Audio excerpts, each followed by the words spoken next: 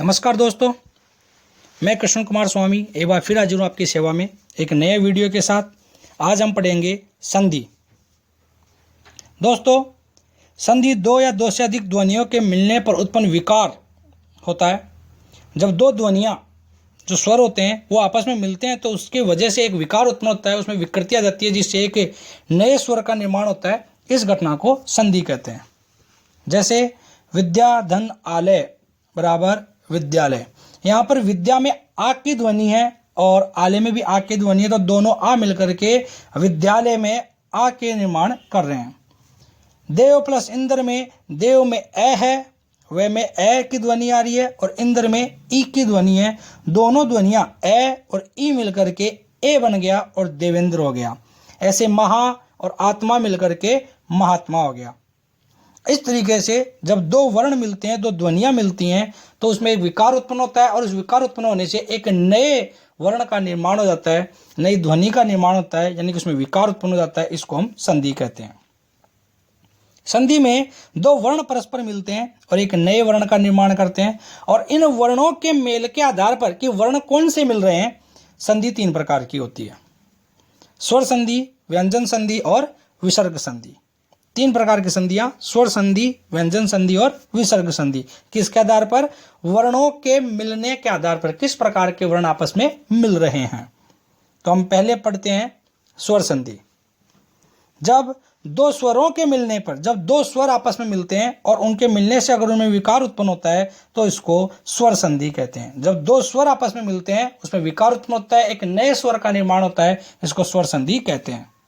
पुनः फिर से देखें, उत्पन्न विकारों के आधार पर कि कौन से स्वरों के भी आपस में मिलने पर कौन सा विकार उत्पन्न हो रहा है, इसके आधार पर स्वर संधि को फिर से 5 भागों में बांटा गया है। दीर्घ संधि, गुण संधि, वृद्धि संधि, यण संधि, अयादि संधि। दीर्घ संधि, गुण संधि, वृद्धि संधि, यण संधि और अयादि संधि। अब सबसे पहले दीर्घ संधि की बात करें। जब दो समान स्वर समान होने चाहिए वो आपस में मिलते हैं तो वो दीर्घ स्वर में, खुद के ही दीर्घ स्वर में बदल जाते हैं, इसको दीर्घ संधि कहते हैं। जैसे कि ए और आ आपस में अगर ए और आ से ही मिलते हैं तो दीर्घ स्वर यानी कि आ में बदल जाते हैं।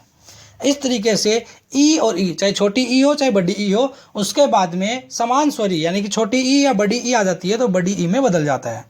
ऐसे ही ऊ और ऊ आपस में जब ऊ और ऊ के बाद में आते हैं तो वो भी बड़े ऊ में बदल जाते हैं। और इसी तरीके से री और री मिलते हैं तो वो दीर्घ री में बदल जाते हैं।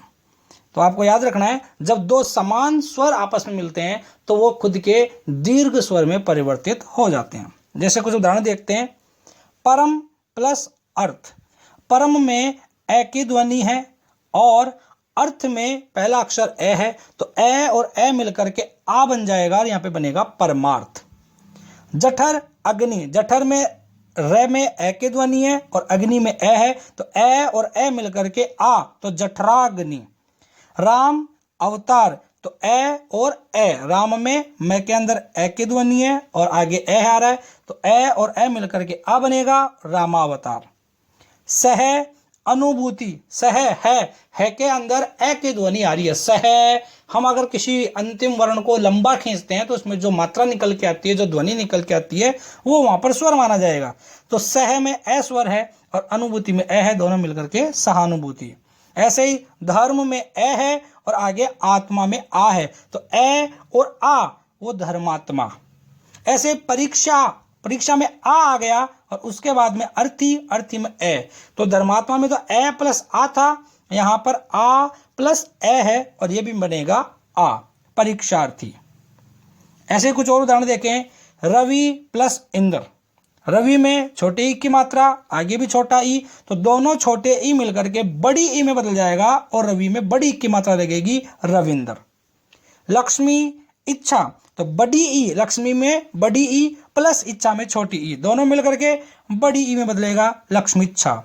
भू प्लस ऊर्जित, तो भू के अंदर बड़ा ऊ फिर बड़ा ऊ, दोनों मिलकर के बड़े ऊ में बदलेंगे और ये बन जाएगा भूर्जित। रजनी और ईश, दोनों में ही बड़ी ई है, रजनी में बड़ी ई की मात्रा, आगे भी बड़ी, तो दोनों बड़ी ई मिलकर के बड़ी ई बनेगा और ये बनेगा रजनीश। सु प्लस उक्ति, तो सु में छोटे ऊ की मात्रा है, उक्ति में छोटा ऊ है, दोनों मिलकर के बड़ा ऊ सूक्ति। अधि प्लस इन, अधि में छोटे ई की मात्रा और इन में भी छोटा ई मिलकर के बड़ा ई बनेगा और ये बनेगा अधीन। फल आहार, फल में ए और आहार में आ, तो ए और आ मिलकर के आ फलाहार। एक आनन, तो एक में ए और आ मिलाकर एकानन। से प्लस अवधि, से प्लस अवधि, तो से में ए की मात्रा और अवधि में ए की मात्रा, दोनों मिलकर के सावधि। प्र प्लस आन, प्र में ए और आ मिलकर के प्राण। इस तरीके से ए और आ के बाद में जब ए और आ आता है तो बड़ा आ, और ई के बाद में ई और ई आती है तो बड़ी ई, ऊ और ऊ के बाद में ऊ और ऊ आता है तो बड़ा ऊ, और री के बाद में जब री आता है तो बड़ा री में बदल जाता है। यह दीर्घ संधि थी, इसमें दीर्घ स्वर बदल जाता है। फिर गुण संधि की बात करें, जब ए और आ के बाद में ई या ई आता है तो ए बन जाता है, ऊ और ऊ आता है तो ओ बन जाता है, और री आता है तो अर बन जाता है। ए और आ के बाद में ई और ई तो ए, ऊ और ऊ तो ओ, और री आता है तो अर बन जाता है। जैसे देव प्लस इंद्र, यहां पर देव में ए की ध्वनि है, फिर आगे ई आ रहा है तो ए और ई मिलकर के ए बनेगा, और ये बनेगा देव प्लस ए तो इंद्र देवेंद्र। ऐसे नर प्लस इंद्र, वही ए और ई नरेंद्र। राज प्लस ईश, अब की बार ए प्लस बड़ी ई है, ये भी ए में ही बदलेगा और बनेगा राजेश। नर प्लस ईश, वही ए और बड़ी ई, तो ये ए में बदलेगा नरेश। महा प्लस इंद्र, अब आ प्लस ई है, आ प्लस ई, ये भी ए में बदलेगा और बनेगा महेंद्र। और उदाहरण देखें, उत्तर प्लस उत्तर, तो पहले वाले उत्तर में अंतिम वर्ण जो अंतिम ध्वनि है वो आ रही है उत्तर ए, और दूसरे में उत्तर, तो ए और ऊ मिलकर के ओ बनेगा उत्तरोत्तर। नर प्लस उत्तम, नर में ए और ऊ, तो ये ओ बदलेगा नर ओ तम, नरोत्तम। जन्म प्लस उत्सव, ए प्लस ऊ, ये भी ओ में बदलेगा और ये बनेगा जन्मोत्सव। महा प्लस उत्सव, तो आ और ऊ, ये बनेगा ओ तो महोत्सव। सेवा प्लस उपरांत, आ प्लस ऊ, इसके में ओ बनेगा और सेवोपरांत। ऐसे ही हम दूसरा देखें, जल प्लस ऊष्मा, ए और बड़ा ऊ, ए और बड़ा ऊ, ये भी बदलेगा किसमें, ओ में, तो ये बन जाएगा जलोष्मा। फिर सप्त प्लस ऋषि, अब की बार ए के बाद में री आ रहा है, ए के बाद में री आ रहा है और ये बदल जाएगा अर में, तो सप्त की जगह तो सप्त, और सप्त का ए और री मिलकर के अर, तो सप्तर, और शी का शी आ जाएगा तो सप्तर्षि। ऐसे ही देव प्लस ऋषि, तो देव में ए और री मिलकर के अर बनेगा, तो दे व और री मिलकर अर, तो देवर, और शी की जगह शी तो देवर्षि। फिर देखें, ज्ञान प्लस उदय, ए और ऊ तो ओ ज्ञानोदय। शीत प्लस उष्ण, तो शीत का ए और ऊ तो ओ तो शीतोष्ण। महा प्लस ऋषि, आ गया, आ के बाद में री, तो ये अर बनेगा, तो महा में से आ की मात्रा हटा देंगे, बचेगा मह, आ की मात्रा हटेगी वो तो बन जाएगा मह, और आ और री मिलकर बन जाएगा अर, तो महर, मह प्लस अर महर, और शी की जगह सी महर्षि, महर्षि। रमा प्लस ईस, तो आ और ई मिलकर के बनेगा ए, तो रमा में से आ की मात्रा हट जाएगी तो बचेगा रम, तो आ और ई का बन जाएगा ए, तो रम में एक की मात्रा रमे, और से बचा हुआ है से रमेश। तो यहां पर आपको मात्राओं का ध्यान रखना है, याद रखना है कि ए और आ के बाद में जब ई आएंगे तो ए बनेगा, ऊ आएंगे तो ओ बनेगा, और री आएगा तो अर बनेगा। इन मात्राओं को आपस में मिला करके नया जो वर्ण निकल के आ रहा है, नई जो मात्रा निकल के आ रही है, उसको आपको लगाना है। अब देखें वृद्धि संधि, ए और आ के बाद में ए और ऐ आता है तो आई बन जाता है, ओ और औ आ जाता है तो औ आ जाता है। इसको सीधा आप ऐसे याद रख सकते हैं कि ए और आ के बाद में ए आता है तो डबल मात्रा वाले में, यानी कि बड़े अक्षर में बदल जाता है, वृद्धि हो जाती है, मात्रा की एक मात्रा की वृद्धि हो जाती है। ओ और औ में भी एक मात्रा की वृद्धि हो जाती है, यानी कि डबल मात्रा में बदल जाता है। इसको आप सीधा सीधा ऐसे शब्दों में पहचानेंगे जैसे हितैषी, सदैव, धनेश्वरी, इन सब में डबल मात्राएं आ रही है, यानी कि मात्राओं की वृद्धि हो रखी है। जैसे कि हित प्लस ऐसी, तो हित में ए आ रहा है, उसके बाद में ए आ रहा है, तो ए और ए मिलकर के ए बन जाएगा, डबल मात्रा लग जाएगी हितैषी। सदा प्लस एव, आ और ए आई बन जाएगा और सदैव।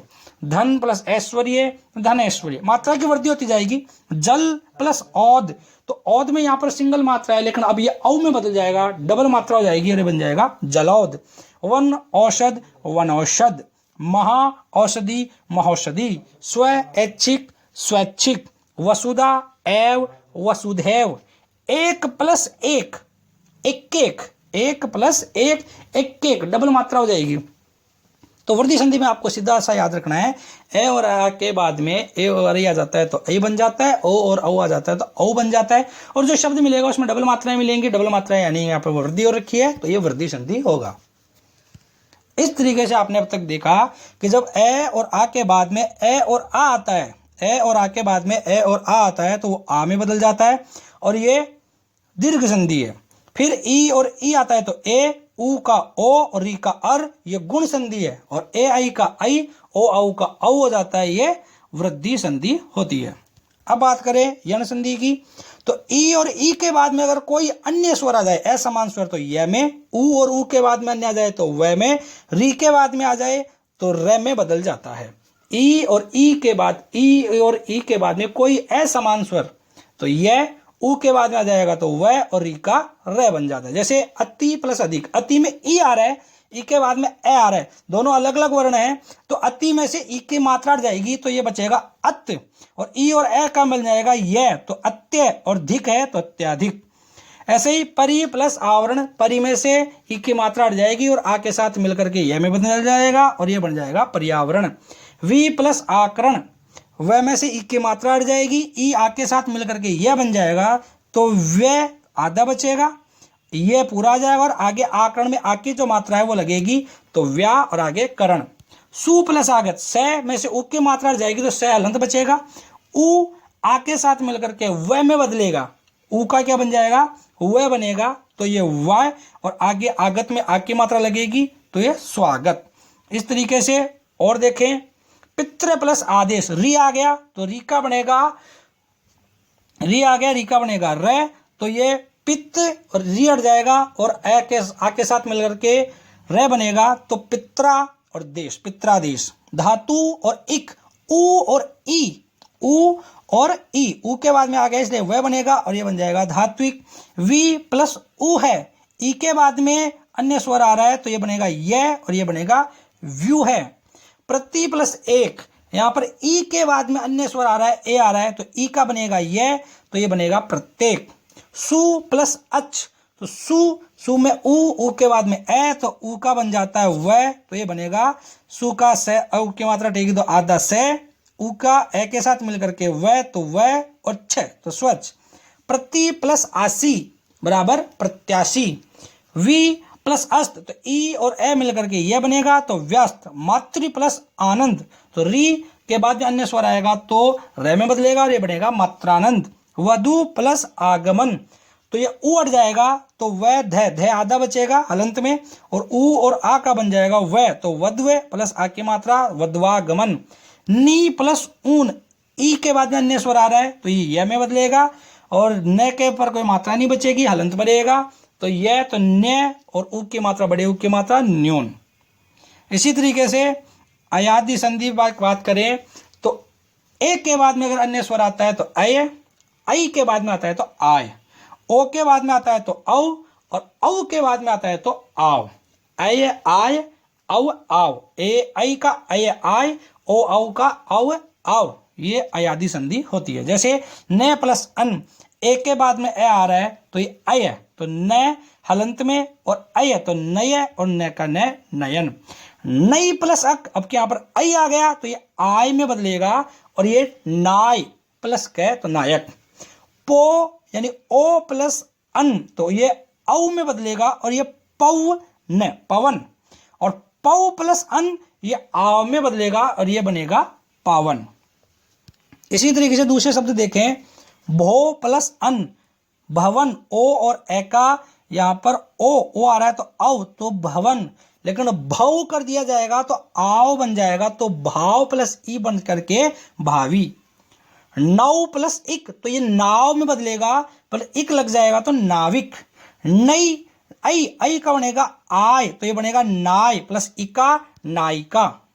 जे, तो ये ए आ गया तो ये बनेगा अय, तो जय, और ए मिल जाएगा ये में, तो जय।